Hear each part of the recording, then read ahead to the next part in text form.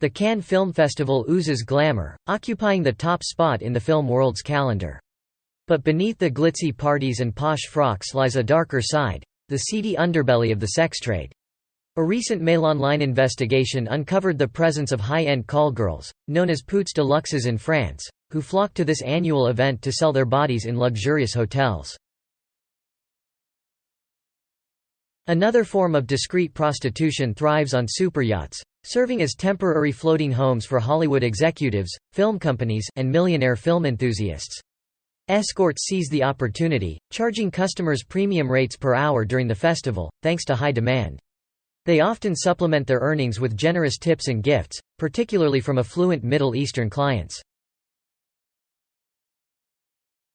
Take Klara, for instance, a blonde Slovakian call girl exuding elegance in her revealing thigh-split dress. Fluent in English, she annually embarks on a lucrative tour to Paris. Klara's hourly rate stands at €1,000, with discounts offered for 2 hours or longer. The night-long package amounts to €5,000. Clients, seeking discretion, often require only a few minutes rendezvous.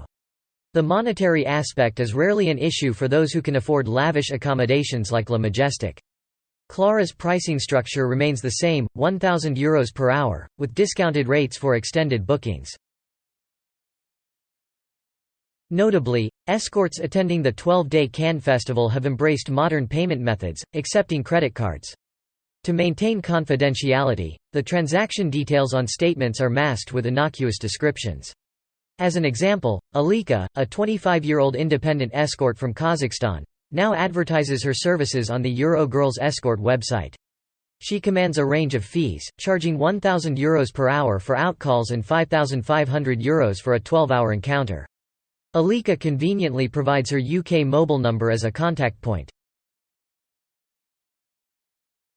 In Cannes, Alika, an alluring young natural beauty from Belgium, and Marina, an independent VIP high-class escort, are offering their services. Alika charges €500 per hour for straight sex and an additional €500 per hour for extra services. Similarly, Marina's rates are €500 per hour for straight sex and €500 per hour for additional services. Off the shores of the Bay of Cannes, numerous vessels, visible from the beach and promenade, including tender boats, fill the scene. Data from ship tracking websites analyzed by Mail Online revealed the presence of other superyachts just a few miles away near Antibes and Nice. The existence of yacht girls at parties on certain mega-yachts in Cannes is an openly acknowledged secret. One crew member, bound by a non-disclosure agreement with their wealthy employer, shared with Mail Online that the presence of yacht girls at these events is widely known. Due to France's anti-prostitution laws, which criminalize the purchase of sex with fines of up to €3,750, the crew member believes the use of escorts on yachts has become more discreet.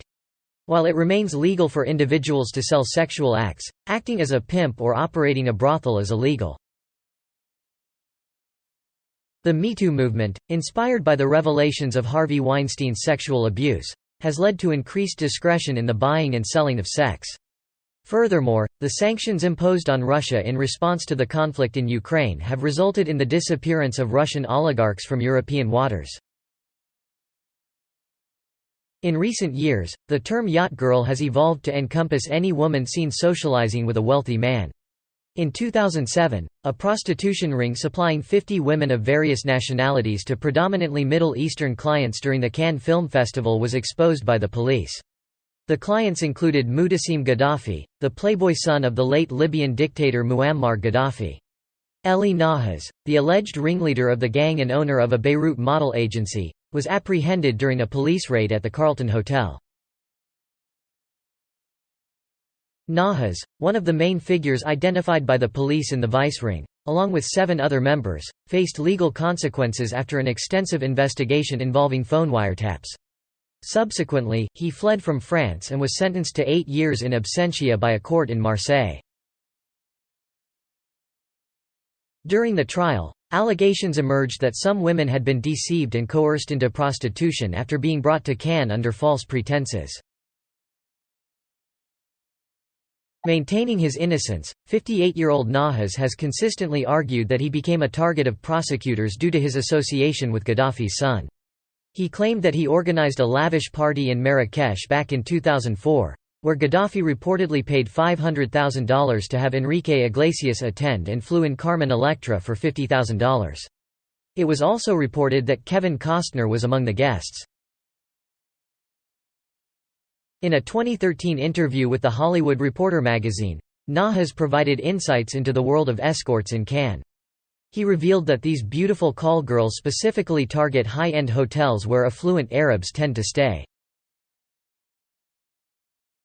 According to Nahas, they can make up to $40,000 a night. Arabs are the most generous people in the world. If they like you, they will give you a lot of money. At Cannes, they carry money around in wads of €10,000. To them, it's just like paper. They don't even like to count it. They'll just hand it to the girls without thinking. I know the system.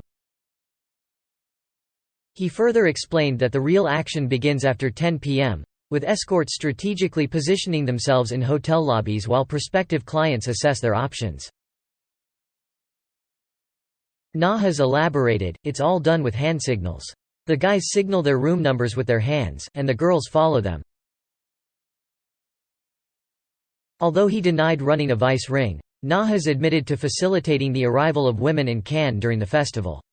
His role, as he claimed, involved picking them up at Nice International Airport, escorting them to the port in Cannes, and arranging for small boats to transport them to Gaddafi's yacht, the Che Guevara, as well as other luxurious vessels.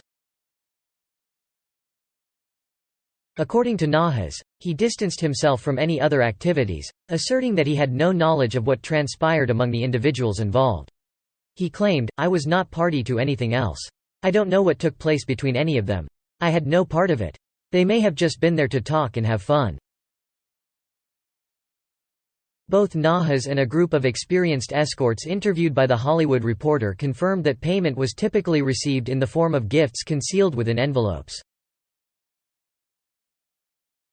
Nahas elaborated, saying, every year during the festival, there are 30 or 40 luxury yachts in the bay at Cannes, and every boat belongs to a very rich person. Every boat has about 10 girls on it. They are usually models, and they are usually nude or half-nude. It's drugs and drink and beautiful women. Go out on one and you'll see. The girls are all waiting for their envelopes at the end of the night. It's been going on there for 60 years.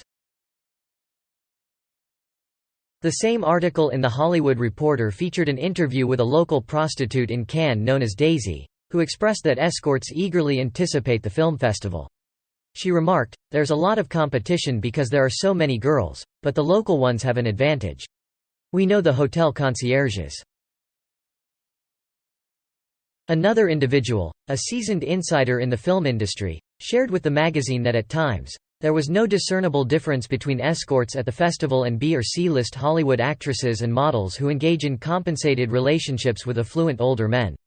He revealed, these are actresses who made bad career choices and fell off the radar. They tell themselves what they're doing at Cannes is okay. That they're just on dates with rich men when the reality is they're doing what prostitutes do. But they like the money.